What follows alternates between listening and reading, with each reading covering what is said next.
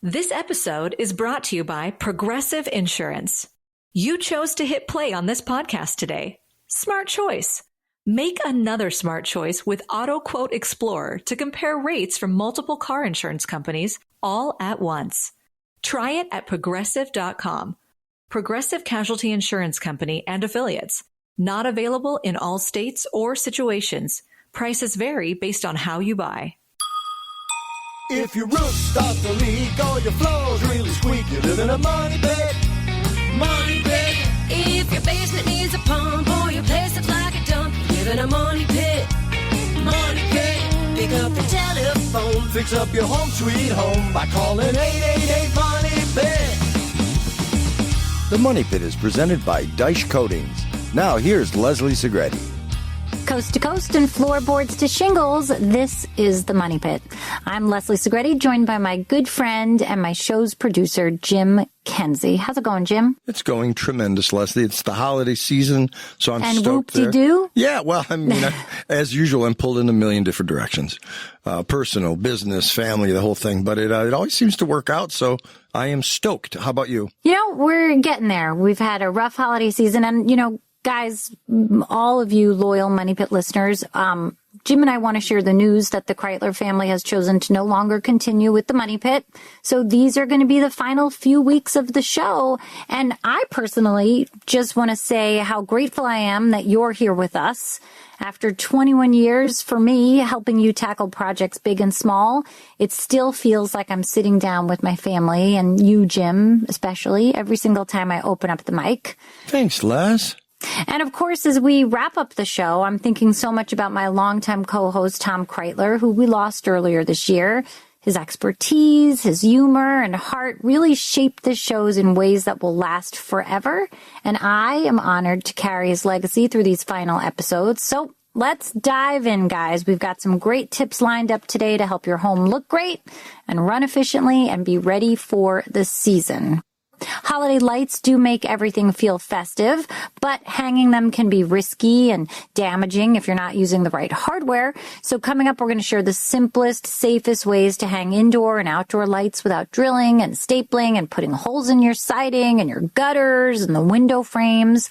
Plus, the one lighting upgrade that instantly makes your displays brighter and cheaper to run. We're going to share that. And if your home needs a little cozy boost for winter without a full redesign, stick around because we're going to share quick and easy decor tricks that will instantly warm up your space and make your living areas more inviting for the holidays and beyond. And winter, it brings more than chilly air. It brings real safety risks. So we're going to share the early winter safety checks you should do right now to keep your home safe and your family protected. It's going to take just a few minutes, but it can make a huge difference. And we've only been the Money Pit because of you, so call us right now at 888-MONEY-PIT. Jim, who's first? Leslie, we have Pete in Arizona on the line, and he has a question about a tar roof. What's going on at that Money Pit, Pete?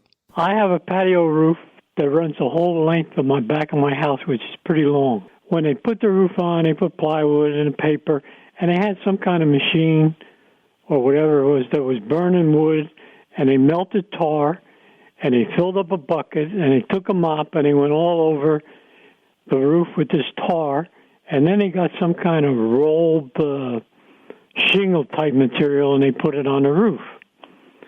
Now, it looks like when they put this shingle-type material on the roof, whatever squeezed out, that was the seam between each shingle and wherever the roll stopped and the new roll started. But around the outside of the roof, they have a metal trim that goes on the front of the roof and both sides, and it looks like they tarred it. Well, the tar now, I've been here 18 years, and it's 120-degree heat in the summertime, and the tar is all cracking, it's missing pieces. And what I wanted to do is buy some of this Flex Seal you see on TV, and I wanted to go around all these edges and fill in the holes and cracks. Is that a good idea?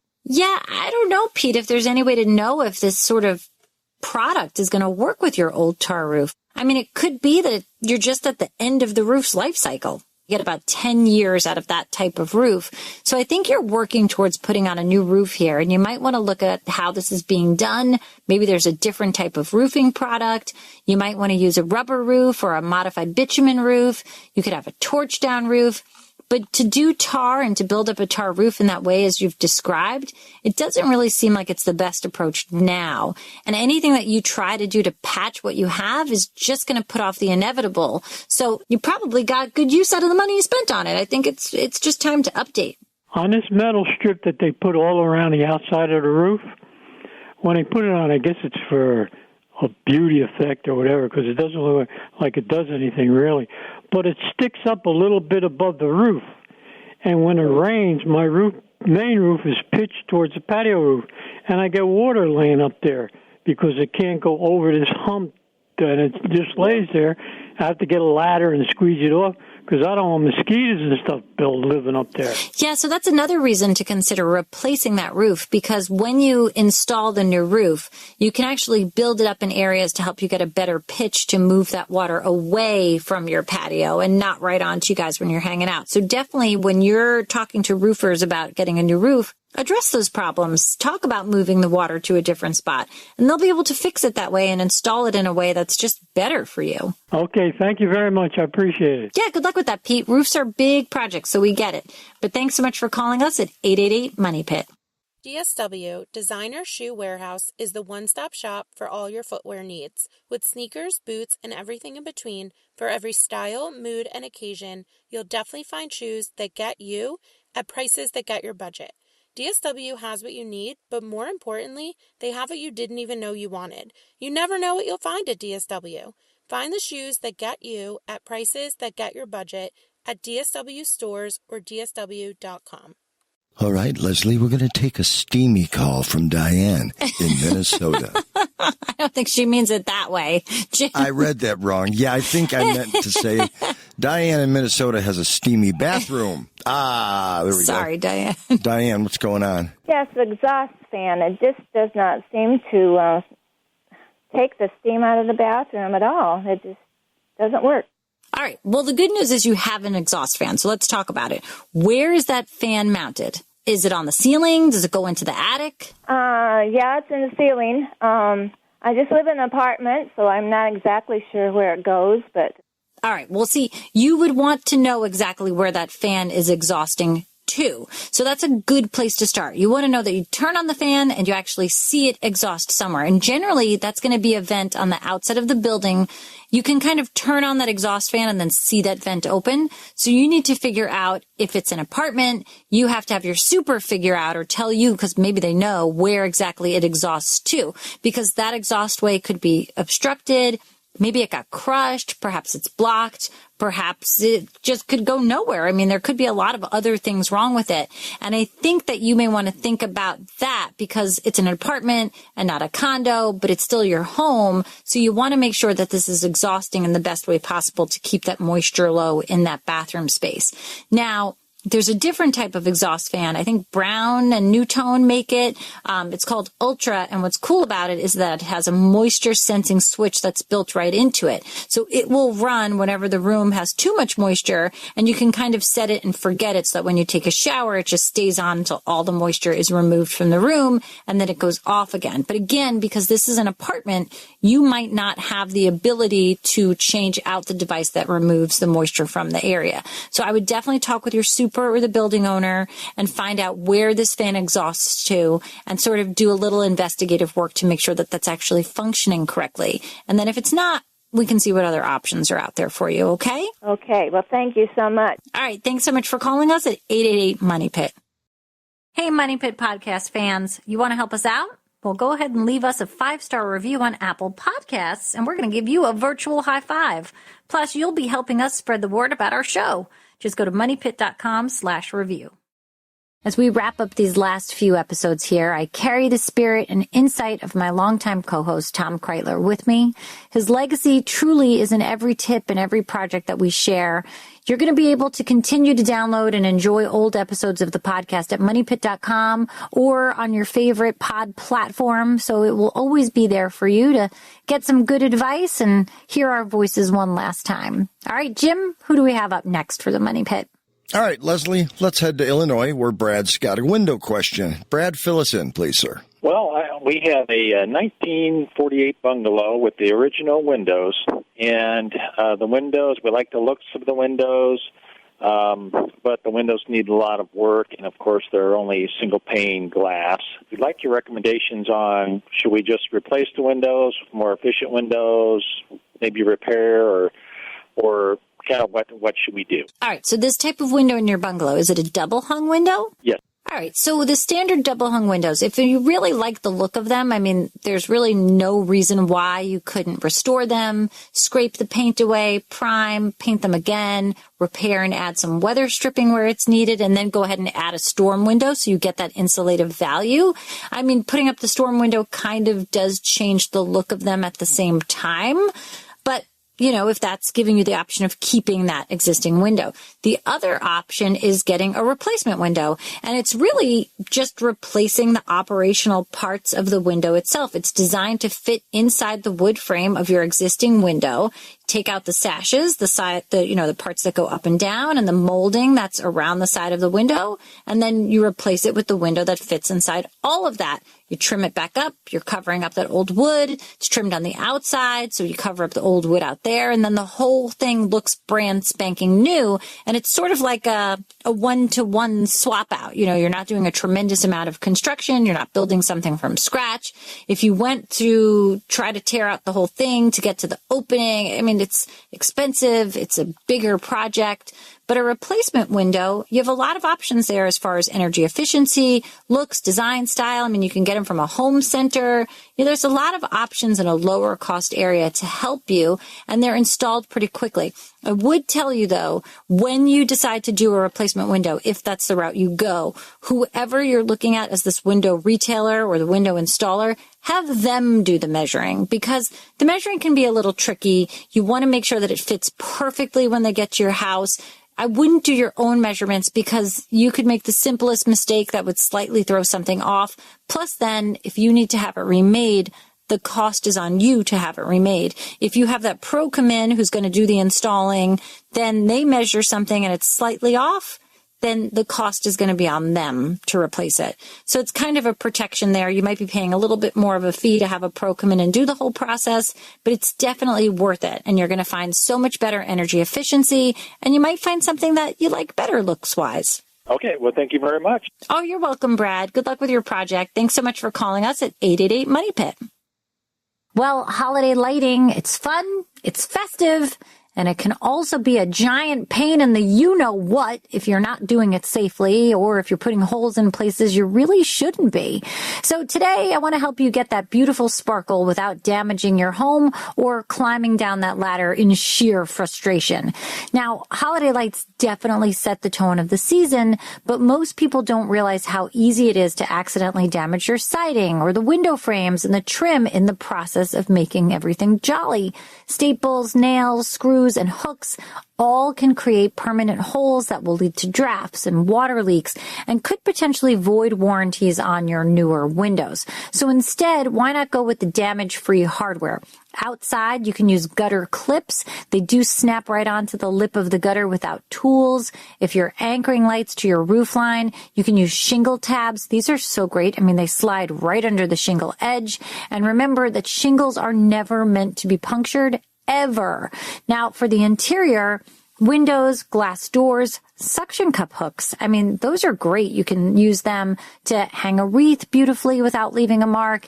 And if you want lights around an interior trim or mantles, you can go for those removable adhesive hooks that are rated for the right weight. I think that's the trick, knowing how much something weighs and getting the right sort of 3M hook fastener thing for it, because those are fantastic. Mm-hmm. Now, upgrade your lights. If you haven't already, LED holiday lights are great. They use less energy. I mean, like dramatically less energy. They run cooler, so they're safer on your greenery. And they last far longer than those old incandescent string lights. And you're going to instantly cut your holiday electric use while getting brighter, cleaner color. And don't forget about automation. Smart plugs and timers mean that those lights are going to come on at sunset and turn off automatically whenever you want. So you're not running outside in the middle of the night in your slippers and your jammies in the snow at 11 to turn them off. And lastly, practice good electrical safety. You want to use outdoor rated extension cords plus exterior lights into GFCI outlets and resist the very tempting urge to daisy chain too many string lights together. I will share a story with you later from my holiday decor this season. It's going to be a good one. But first, Jim, let's get back to our listeners. What's going on with everybody? We've got Sherry hanging by oh so patiently. What's going on at your money pit, Sherry? Well, hi. I have an Anderson slider door. All right. It never did it when it was new. It's about 20 years old. Okay. That the bottom railing where the door slides, I think it ices, and right by the door, there's plywood underneath the carpet. And what it does is moisture turns that carpet a dark brown, and I think it's tannins from the plywood, but lo and behold, it's that bottom rail that ices, and I think that's where the water's coming from, because it's never wet. Well, I mean, first of all, Anderson really does make a great sliding glass door. I mean, of all the doors out there, that's one of the ones that's the most durable. So the first thing that we would say to do is check the alignment of the door. And you can find that on the bottom of the door, there's going to be two plastic caps, one on each end. So you want to check each end of the door and pull those off. Now, when you do so, you're going to see that there's a spot you could put a screwdriver in and rotate it. And as you do that, there's a wheel that will adjust the height of the door as it sits on the track. So you can kind of make sure that it's getting the best seal, that it slides most efficiently, and you want it to sort of sit perfectly in that jamb so that it's absolutely parallel with that door jamb itself. Because even if it's a little bit off, that could be one of the reasons that you're getting some moisture or you're feeling a draft in the room. And then a lot of times what happens is those doors are going to have an extra tiny piece of foam that's sort of glued to the edge. And so when it closes, it pulls it really tight. And you can see this on the sliding doors. You also see it on regular doors. It's like an extra piece of weather stripping. And it's usually only about an inch, maybe an inch and a half square, and it's adhered to the very bottom of the jamb. Usually that jamb on the sliding door, it's going to stay better because you don't want it on the door. The door is going to interfere with the track. So make sure that that weather stripping is sitting on the jamb and not on the door. Now, when you see it, it should pull it very tight and seal. So make sure you look at the alignment first and then try to determine if you see any gaps. And the last thing I would do is go outside at night with a strong flashlight, kind of hold it parallel to the bottom of the door, even under the door. And then on the other side, on the inside of the house, have another person see if they can see your flashlight streaming through, because that's going to give you an indication that there are some gaps under the door that have formed over the years. And if you do find those, you can fill it with an expandable foam insulation. Great Stuff makes one. I mean, there's a lot of vendors out there, and you just kind of want to fill in those additional gaps. You want to use one, though, that's rated for windows and doors because it's not quite as stiff, and it's not going to move that sill plate, because what happens is, obviously, those foam insulators expand a lot, and if you're putting it under the jamb, under the door, if it expands too much, it could cause a different alignment problem. So make sure it's rated for doors and windows so it kind of gives you a little bit of play. Make sure you kind of fill up the space, but not too much. You could use caulk, but I would just definitely check for gaps, check the alignment of the door, look at that weather stripping. All of this should definitely help you get that door operating smoothly and stop those drafts and moisture. Okay, Sherry? Thank you so much. Thank you. Thanks so much for stopping by the Money Pit. This message may be shocking to many millennials. If you are one, you might want to sit down. Right now, loads of people are searching the following on Depop: low-rise jeans, halter top, velour tracksuit, puka shell necklace, disc belt. You likely placed these in the dark of your closet in 2004, never to be seen again. But if you can find it in yourself to dust them off, there are a lot of people who will give you money for them. Sell on Depop, where taste recognizes taste. Ford Blue Cruise hands-free highway driving takes the work out of being behind the wheel, allowing you to relax and reconnect, while also staying in control.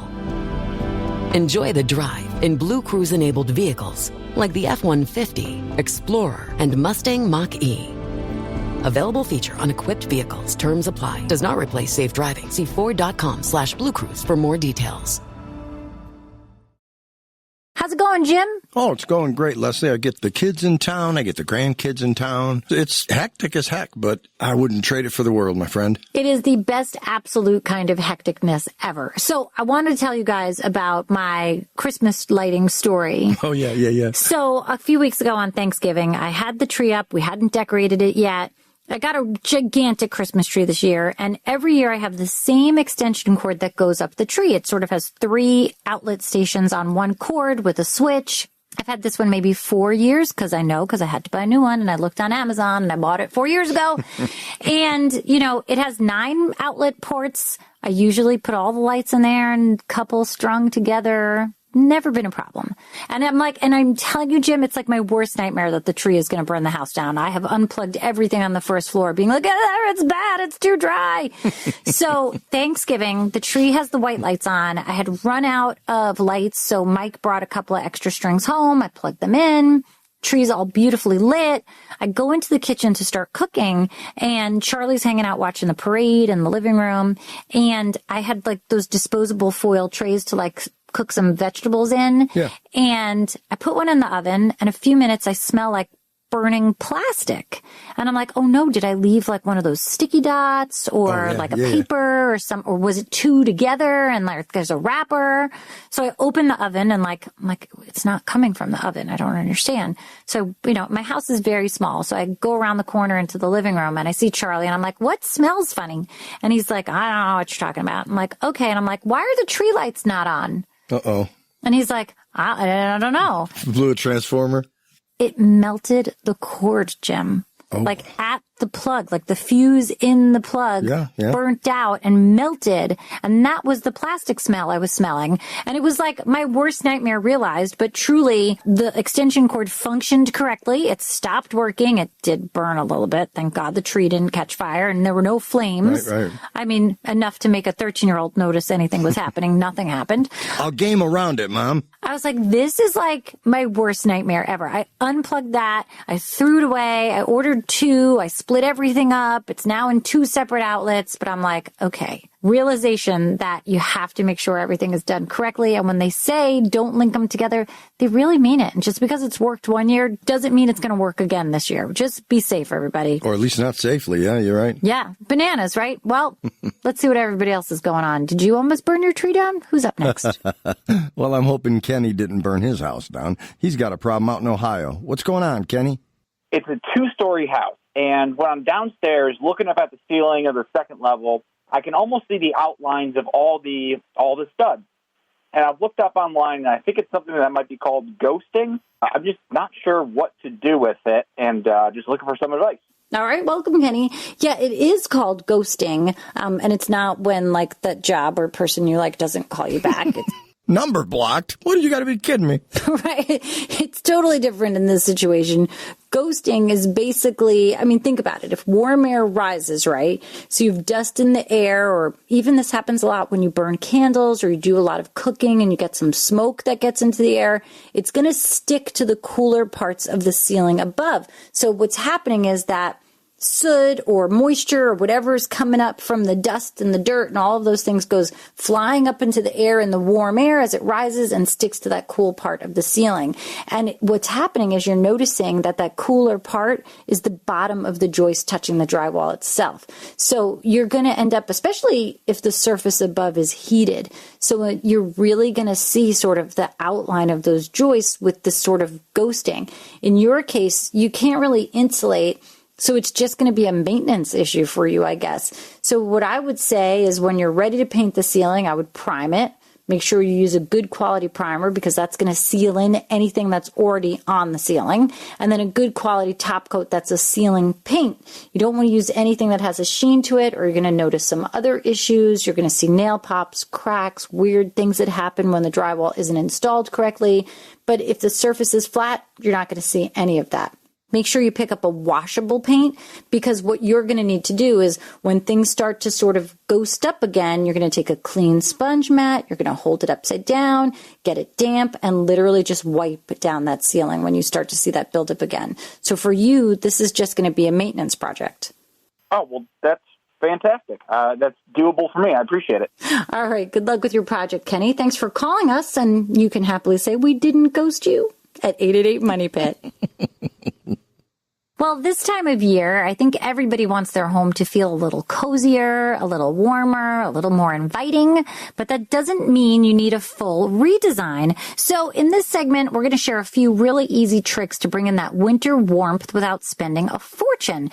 You know, the easiest way to cozy up a room is with texture. So this time of year, think chunky knit throws, faux fur pillow covers, velvet accent pieces, or even a wool area rug that's layered over your current one. Because these are sort of that visual warmth and it's going to give you that nice cozy feeling. But the trick here is that all of these materials will absorb sound. So suddenly your very busy home will feel a lot more calm. And instead of buying new pillows, you can just swap out the covers. It's way cheaper. It will take up far less storage space and it lets you rotate these looks seasonally and it takes up way less shelf space. Now, lighting makes a massive difference. So switch to warmer tone bulbs in the 2700K range and rely more on table lamps and accent lighting instead of those overhead fixtures, which can be a little harsh because that will instantly soften your space. Now you can also create small winter vignettes. So think of like a mantle with a few candles and pine cones, an entryway with a bowl of ornaments and a wintry branch, or a dining table with eucalyptus and a few votives. It's simple, but it is really effective. And greenery goes a long way. You know, fresh pine smells amazing, but if you want something lower maintenance, faux eucalyptus or winter branches, they're beautiful and they're season neutral. And with all the decor coming out, you want to take a second to declutter before you decorate. Editing those surfaces makes your winter pieces really shine and also makes that space feel not crowded. And finally, don't be afraid to bring out items with meaning. Heirlooms, handmade decor, little touches that tell your story. A little nostalgia is part of the season's charm. I swear I almost didn't put out. Charlie had made this little owl thing. I mean, it's adorable and it's drawn and he was probably like 5 when he made it, but his initials are CC. Okay. And whenever he writes it on the back of things, it looks like butt cheeks. So, like, you know, little side profile butt cheeks. So it was like this owl ornament and it has the CC on the back. And he's like, where's my butt cheeks owl? And I was like, I don't know. I didn't get it out this year. And he's like, you better get that out. I was like, okay, you're right. So I dug it out. Nice. But it's funny. Yeah. Butt cheeks owl. Sure. Everybody loves it. You and your family. So put them out there for all to enjoy. This is the Money Pit.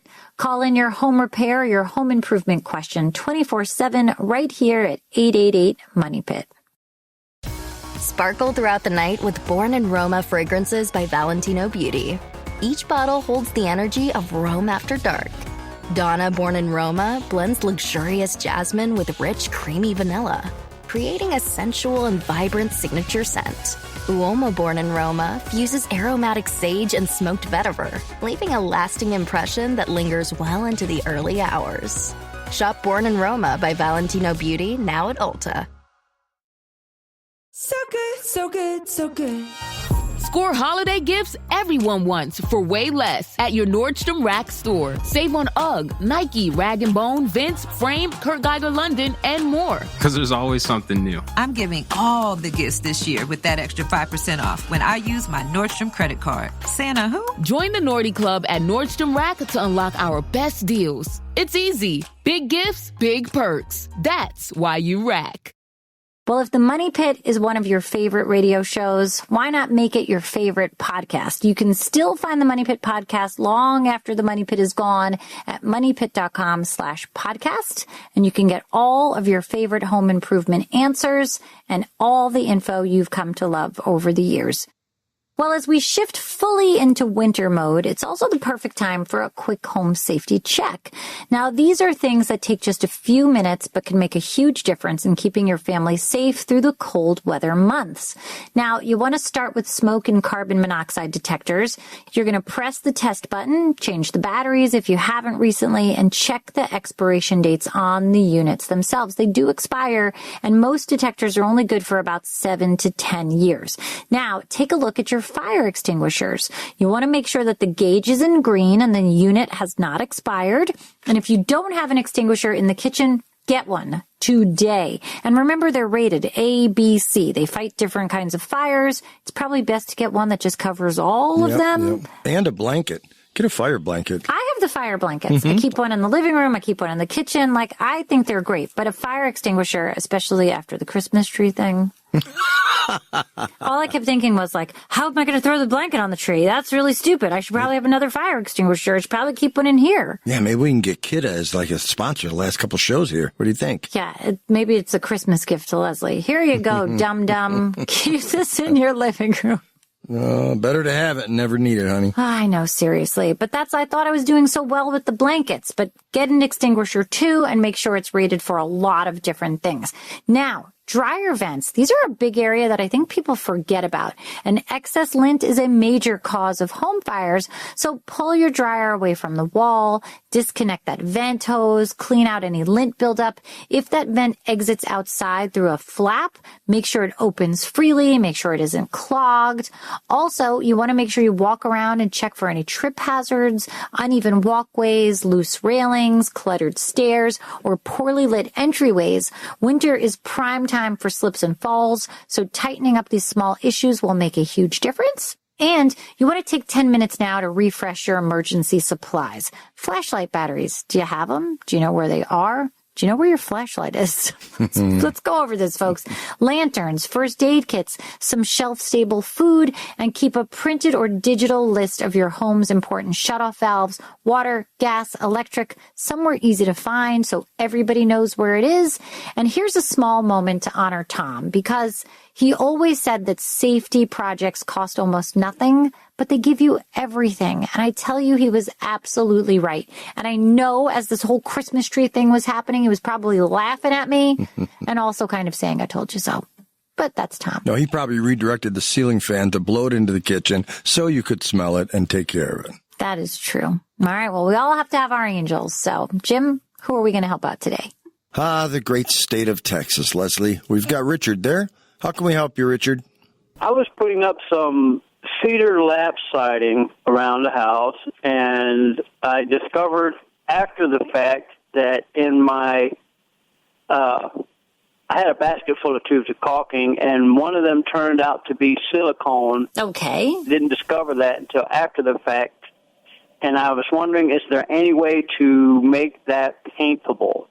Yeah, silicone caulk really is not paintable. I mean, maybe if you're able to put a good primer on top to get the adhesion, you kind of have a little bit of chance, but it's really not meant to stick to that. You can remove that caulking from that one section. I mean, you could just take it out. You can use a product called a caulk softener, which basically does just that. It kind of loosens up the adhesion there in the caulk, and you kind of peel it out. It's like a paint remover for the caulk. It becomes gummy again. You scrape it out with a putty knife, and it really does a good trick. And if you get rid of enough of it, you'll be able to paint it and never see it again. Thank you so much. I really love you guys' show. You're real helpful. Yeah, all right, Rich. I'm so happy we could help you out with that. Good luck with your project. I'm Leslie Segrete, and I'm joined by Jim Kenzie, who, by the way, loves this segment. And I feel like long after the Money Pit's gone, you're going to call me and read emails. Am I right? Yeah, like 3 in the morning, or I'd at least leave you the message. Listen, 3 in the morning, I'm already up. You're not waking me up. 2, we got a problem, my friend. But 3, I'm already in the shower. But in the meantime, we've got Roy who wrote in. Roy has a problem. Roy does. He writes in and says, I recently bought a ranch-style house built in the 60s, and I'd like to insulate the exterior walls. Is blown-in insulation a good option?